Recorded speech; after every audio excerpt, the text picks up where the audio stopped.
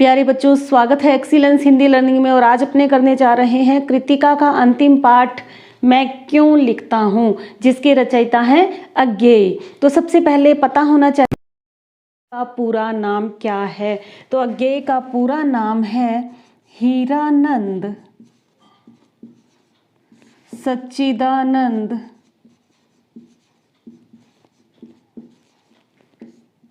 वात्स्यायन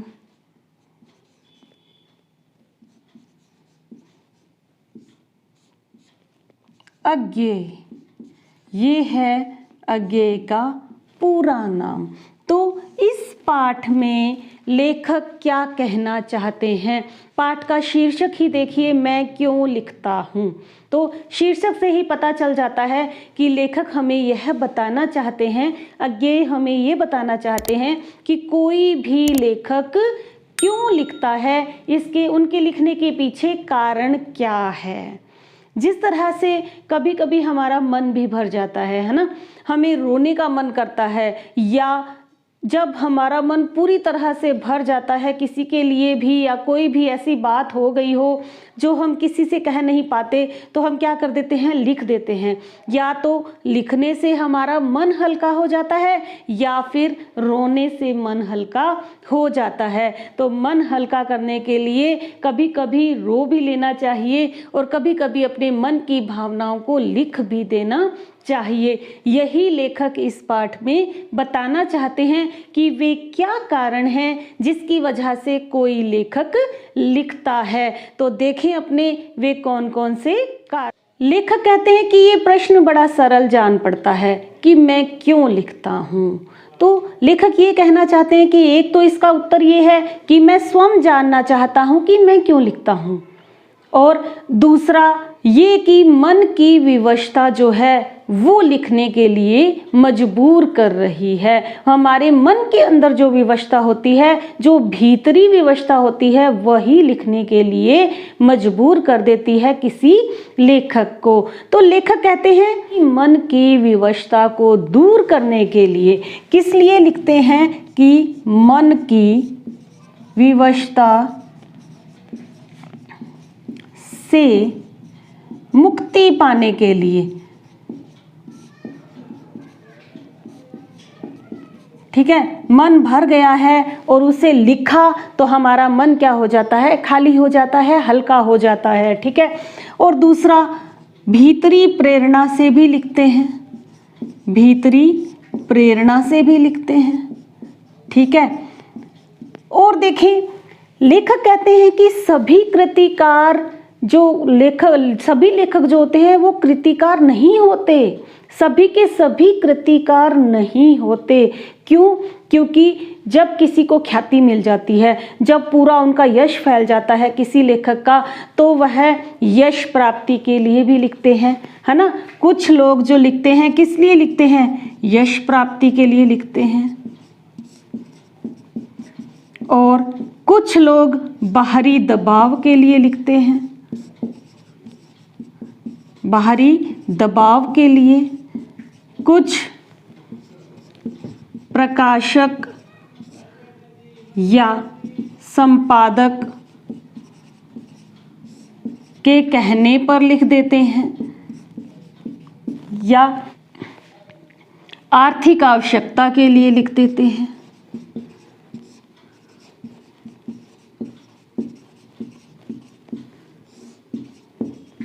देखें किस किस के लिए लिखते हैं कि एक तो यश प्राप्ति के लिए लिखा जा सकता है कि मेरा खूब नाम हो, अगर मैं लिखूंगा तो, यानी उनकी रचना अगर बहुत ज़्यादा प्रसिद्ध हो जाएगी तो नाम हो जाएगा।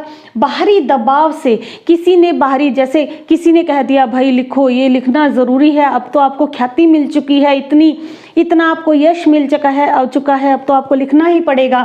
प्रकाशक या संपादक, कभी कभी पत्र पत्रिकाओं के प्रकाशक या संपादक के कहने पर भी लिख देते हैं, या फिर पैसे के लिए भी लिखते हैं। लेकिन इनको पता होता है कि हमारी कौन सी रचना हमने भीतरी प्रेरणा से लिखी है और कौन सी रचना बाहरी दबाव से लिखी है। ये बात बहुत मायने रखती है। एक तो किसी के कहने पर लिखना, ठीक है, और एक स्वयं ही हम अपनी मन की भावनाओं को लिखना, तो हम समझ सकते हैं कि कौन सी कृति अच्छी होगी। जो मन की भावनाओं से लिखी जाएगी, जो मन के भाव स्वयं व्यक्त होंगे, उमड़कर बाहर आएंगे, वही कृति सबसे अच्छी होगी। और वही लेखक को भी पता होगा कि कौन सी मैंने बाहरी दबाव से लिखी है और कौन सी भीतरी प्रेरणा के लिए लिखी है। अब लेखक ने एक चीज और बताई है कि लेखन के लिए क्या चीज जरूरी है। क्या कुछ जरूरी है भाई? अनुशासन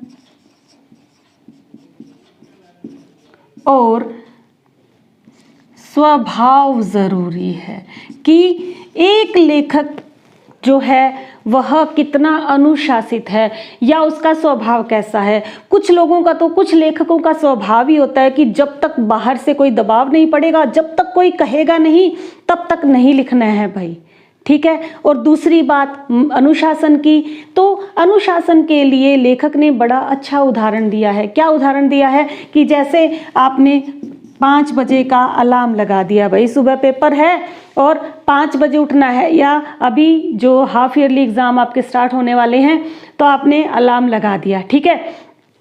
अब क्या होता है, अलार्म बजने से पहले ही 4:45 पर हमारी जाग खुल गई, यानी कि 15 मिनट पहले हमारी जाग खुल गई। लेकिन हम सो जाएंगे वापस, नहीं नहीं नहीं नहीं, अलार्म बजने दो 5 बजे, अभी तो 15 मिनट पड़े हैं, फिर उठेंगे।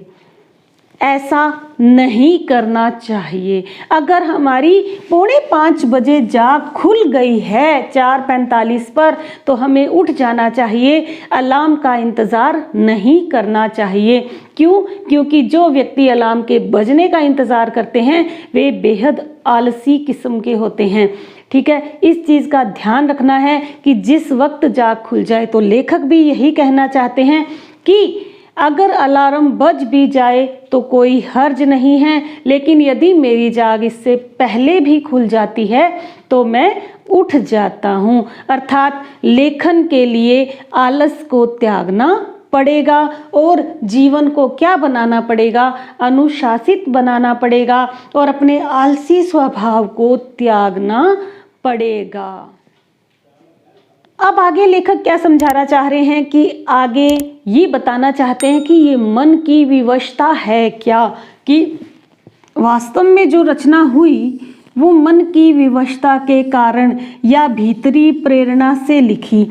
तो ये मन की विवशता या भीतरी प्रेरणा है क्या, लेखक ये बताना चाहते हैं। तो देखो, ये भीतरी प्रेरणा या विवशता क्या है, इसके लिए लेखक बताते हैं कि वे विज्ञान के विद्यार्थी हैं। अज्ञेय क्या हैं भाई? विज्ञान के विद्यार्थी हैं, ठीक है। इन्होंने खूब पढ़ा हुआ था। अब जो बच्चा विज्ञान का विद्यार्थी है तो उसने ज़रूर ही रेडियोधर्मी किरणें या विकिरणों का प्रभाव, परमाणु विखंडन, इन सब के बारे में पढ़ा हुआ होगा, है ना। इन्होंने भी सब पढ़ रखा था, लेकिन ये केवल पुस्तकीय ज्ञान था।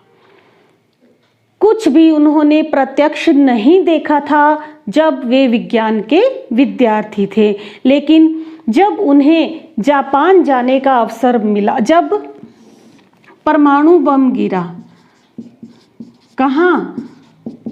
जापान के हिरोशिमा और नागासाकी पर, ठीक है, यहाँ परमाणु बम गिरा। तब लेखक ने वहाँ की सब खबरें पढ़ी, ठीक है, सब कुछ पढ़ा, विज्ञान का दुरुपयोग पढ़ा, किस तरह से कितने लोग वहाँ पर मारे गए और आज तक उसका दंश जो लोग झेल रहे थे वो सब उन्होंने पढ़ा। लेकिन फिर भी उन्हें वहाँ किसी तरह का कोई, सिर्फ उन्होंने पढ़ा, उन्होंने लिखा कुछ नहीं। तो ये मन की विवशता की बात कर रहे हैं। लेखक कहते हैं कि मैंने एक कविता लिखी, ठीक है। कब लिखी? ये कविता उन्होंने कब लिखी, इसी के बारे में चर्चा करते हुए वे बता रहे हैं कि मैंने सब कुछ पढ़ा, ये सब खबरें भी पढ़ी, लेकिन फिर भी मैंने वो कविता नहीं लिखी, कुछ भी नहीं लिख सका। लेकिन एक बार जब जापान जाने का अवसर मिला, जापान के ही 2 शहर थे ये, हिरोशिमा और नागासाकी, तब उन्होंने वहाँ प्रत्यक्ष अनुभव भी किया, सब कुछ देखा, अस्पतालों के चक्कर लगाकर देखे, हर जगह पर सब देखा, लेकिन फिर भी उन्हें केवल अनुभव हुआ, वहाँ का अनुभूति नहीं हुई। ये 2 चीज़ें मोस्ट इम्पोर्टेंट है कि उन्हें अनुभव हुआ, अनुभूति नहीं हुई। अनुभूति जो है वो अनुभव से भी बहुत ज़्यादा अधिक मायने रखती है। वो क्या चीज़ है अनुभूति, ये देखें। तो देखें अनुभव क्या है। सबसे पहले देखें अनुभव क्या होता है। अनुभव होता है कि कोई अपन, जैसे मान लो कहीं से जा रहे हैं, ठीक है, और रास्ते में कोई घटना घटी, हमने देखा और हमें क्या हो गया, अनुभव हो गया। लेकिन अनुभूति का संबंध किससे है? अनुभूति का संबंध है संवेदनाओं से, संवेदनाओं से है, ठीक है। और जब ये आत्मा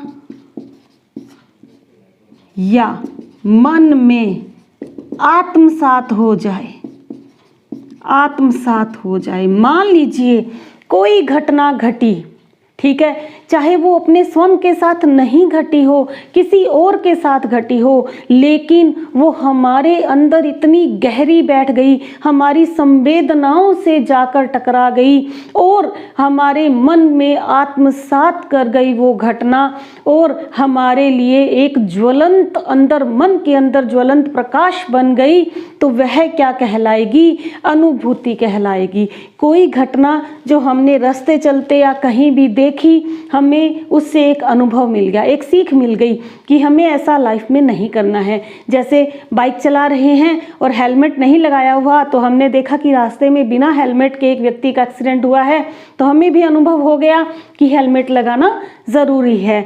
लेकिन कोई ऐसी घटना, कैसी दर्दनाक घटना देख ली जो हमारे मन के भीतर ही बैठ गई, हमारी संवेदनाओं से जुड़ गई, वह क्या कहलाती है? अनुभूति कहलाती है। और जब लेखक को किसी भी या किसी को भी इस चीज़ की अनुभूति हो जाती है किसी घटना की, तब वह लिखता है।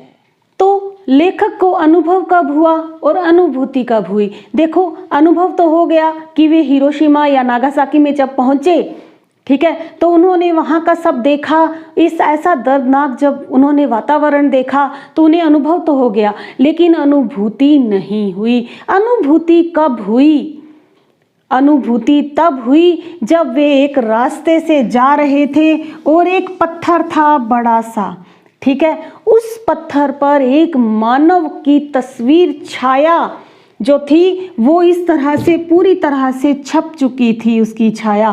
कैसे हुआ होगा ये? ऐसे हुआ होगा कि जिस वक्त परमाणु बम गिरा और उसकी किरणें इतनी भयानक थी कि एक पत्थर के पास एक आदमी खड़ा होगा, ठीक है, उससे वह किरणें टकराई होंगी और वो पत्थर से सीधा टकरा गया होगा आदमी, और टकराने के बाद वो किरणें इतनी खतरनाक थी कि उस आदमी को तो वह भाप बनाकर उड़ा गई और वहाँ पर उस आदमी का पूरा शरीर उस पत्थर पर छप गया।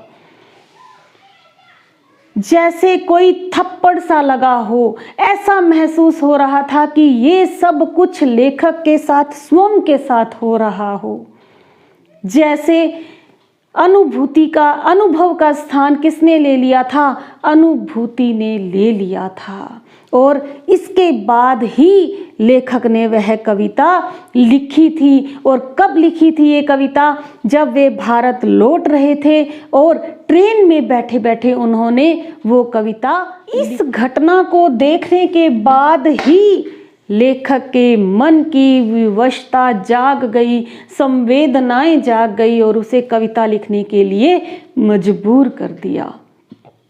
लेखक ने कहा कि ये कविता अच्छी है या बुरी कोई फर्क नहीं पड़ता, महत्व इस बात का है कि ये मेरी अनुभूति से लिखी गई थी। तो हम ये कविता पढ़ लेते हैं कि ये कविता क्या थी।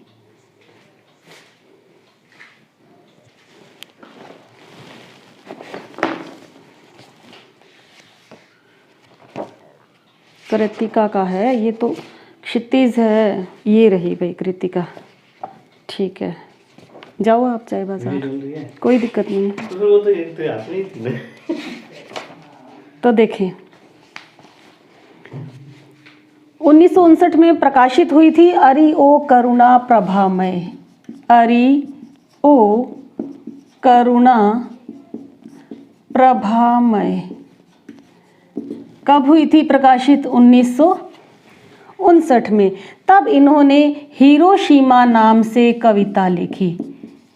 इसी में लिखी थी हिरोशिमा नाम से, जो किसमें संकलित है? इस काव्य संग्रह में संकलित है। कौन से काव्य संग्रह में? अरि ओ करुणा प्रभामय। अब ये प्रश्न कैसे बन सकेगा? जैसे देखो, हिरोशिमा कविता जो है वो अज्ञेय के कौन से काव्य संग्रह में संकलित है? तो ध्यान रखना है अरि ओ करुणा प्रभामय। तो इन्होंने क्या लिखी देखें। एक दिन सहसा सूरज निकला, अरे क्षितिज पर नहीं नगर के चौक। क्षितिज जहाँ पर धरती और आसमान मिलता हुआ दिखाई देता है। एक दिन सूरज निकला लेकिन क्षितिज पर नहीं, कहाँ? नगर के चौक में। यानी कि इन दोनों जगहों पर कैसा था? धूप बरसी। इतनी तेज वो किरणें थी, इतनी खतरनाक, इतनी भयंकर किरणें थी। धूप बरसी पर अंतरिक्ष से नहीं, फटी मिट्टी से। अंतरिक्ष से सूरज नहीं निकला था, धूप नहीं निकली थी, मिट्टी से निकली थी। छायाएं मानव जन की दिशाहीन। जितने भी मानव वहाँ पर थे वे सब दिशाहीन हो गए थे, भाप तक बन गए थे। सब ओर पड़ी वह सूरज नहीं उगा था पूरब में, वह बरसा सहसा बीचों बीच नगर के। कि वो सूरज पूरब से नहीं उगा था, बीचों बीच नगर में पड़ा था। जापान पर जो परमाणु बम गिराया गया था वही था। काल सूर्य के रथ के पहियों के ज्यों अरे टूट कर बिखर गए हों। दसों दिशाओं में बिखर गए थे काल के चक्र। अर्थात हर तरफ मौत ही मौत थी, मौत का तांडव था चारों तरफ। कुछ क्षण का वह उदयस्त, केवल कुछ ही क्षणों का वह उदय, अर्थात वो परमाणु बम गिरा और उसने कुछ क्षणों में ही सब कुछ खत्म कर दिया था। केवल एक प्रज्वलित क्षण की दृश्य सुख लेने वाली वह दोपहरी। फिर छायाएं मानव जन की नहीं मिटी, लंबी होकर मानव ही सब भाप हो गए। अर्थात उस धूप में इंसान जो थे उस परमाणु बम की वजह से, उन विकिरणों की वजह से भाप बनकर उड़ रहे थे। छायाएं तो अभी लिखी हैं झुलसे हुए पत्थरों पर, इन पत्थरों तक पर मनुष्यों की छायाएं बन गई थी। उजड़ी सड़कों की गच पर मानव का रचा हुआ सूरज मानव को भाप बनाकर सोख गया। लेखक ने कितना अच्छा लिखा है कि ये सूरज जो था वो ईश्वर के द्वारा नहीं बनाया गया था, ये सूरज एक मानव ने ही बनाया था, जिसने मानव को ही भाप बनाकर उड़ा दिया था। जली हुई छाया मानव की साखी है, जली हुई छाया मानव की साखी है। साखी अर्थात साक्षी है। ये जो जली हुई छायाएं हैं पत्थरों पर, ये साक्षी हैं उस परमाणु बम की, जिन्होंने पता नहीं कितनी ही जिंदगियों को तबाह कर दिया था और कितने ही सालों तक वे इसका दंश झेल रहे थे। तो यह था पाठ मैं क्यों लिखता हूँ। तो इसमें महत्वपूर्ण बातें क्या क्या हैं? एक तो है कि लेखक क्यों लिखते हैं लेखक, ये इसकी वजह से, और दूसरा जो रचनाकार नहीं होते वे क्यों लिखते हैं, वे मैंने आपको बताया था, यश प्राप्ति के लिए, आर्थिक आवश्यकता के लिए, प्रकाशक के कहने पर या बाहरी दबाव के कारण लिखते हैं। बहुत से लोग, लेकिन जो मन की विवशता से लिखा जाता है, भीतरी प्रेरणा से लिखा जाता है, वही सही मायने में रचना होती है। और इसके बाद अनुभव और अनुभूति, दोबारा से बता रही हूँ, अनुभव जो हमने साधारण चलते हुए देख लिया या कुछ थोड़ा बहुत घटित हुआ और हमें कोई सीख मिल गई, हमने अनुभव ले लिया, ठीक है। अनुभूति वो होती है जैसे हम कोई फिल्म देख रहे हैं या कोई नाटक देख रहे हैं, तो कभी कभी ऐसा लगता होगा आपको कि ये तो ऐसा का ऐसा मैं ही हूँ, जैसे कोई ऐसा लगता है ना कि ये तो बिल्कुल मैं ही हूँ जैसा। वो जो चीज़ हमारे अंदर आत्मसात हो जाती है, हमारी संवेदनाओं से जुड़ जाती है, वह क्या होती है? अनुभूति होती है। और जब किसी के अंदर अनुभूति आ जाती है किसी घटना को लेकर, तभी वह रचना कर सकता है। और आपको ये जवाब मिल गया होगा कि कोई लेखक क्यों लिखता है। तो ये था आज का पाठ, मैं क्यों लिखता हूँ। किसके द्वारा रचित था? ये अज्ञेय के द्वारा रचित था। और आगे भी मैं फिर आपके साथ इसी तरह से जुड़ी रहूँगी, बने रहिए मेरे साथ। Thank you, have a nice day, खुश रहो, आबाद रहो।